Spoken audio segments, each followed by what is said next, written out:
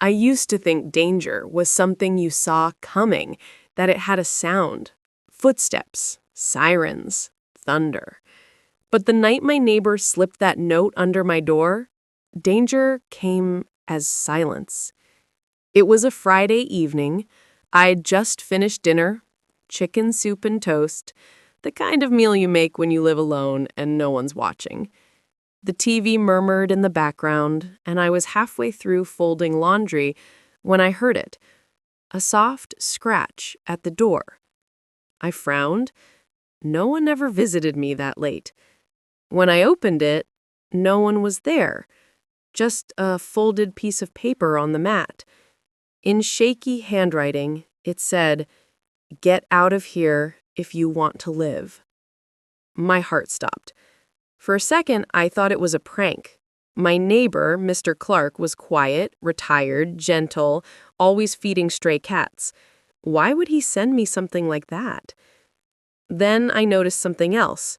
The power had gone out in half the houses across the street, and down the block, two men I didn't recognize were loading things into a van. Something felt wrong, deeply wrong.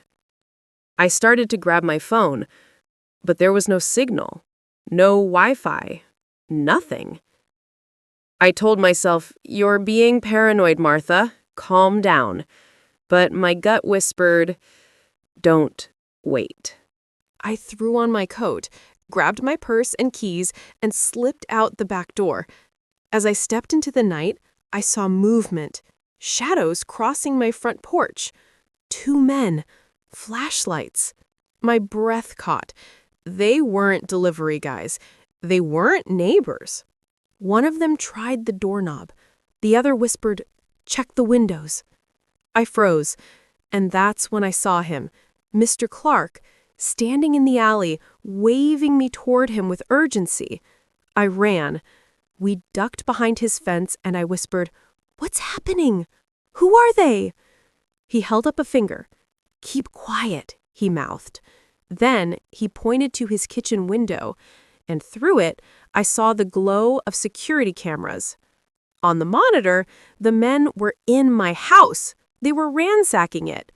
Mr. Clark whispered, "They've been hitting houses where women live alone. I saw them circle yours this afternoon.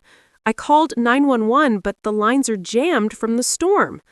I stared at him, trembling. "So you wrote the note?" He nodded. "Didn't want to make noise. I thought I had time." We watched, helpless, as the men tore through drawers, tossing things to the floor. Then one of them lifted my wedding photo, the only picture I had left of my late husband, and snapped it in half. That's when I broke. I turned away, choking on tears I couldn't afford to make sound. It felt like forever before we saw flashing lights. The men bolted out the back door, right into the arms of the police. Turns out they'd been caught on footage from Clark's cameras, breaking into two other homes nearby. When it was over, I stood in my living room, drawers open, memories scattered, and I whispered, "If you hadn't warned me..." Mr. Clark smiled sadly. "If you hadn't listened." Over the next few days, people called me lucky, but luck had nothing to do with it. It was intuition. It was trust. It was the quiet voice that said move when everything else said wait. I brought Mr. Clark an apple pie the next morning, the least I could do.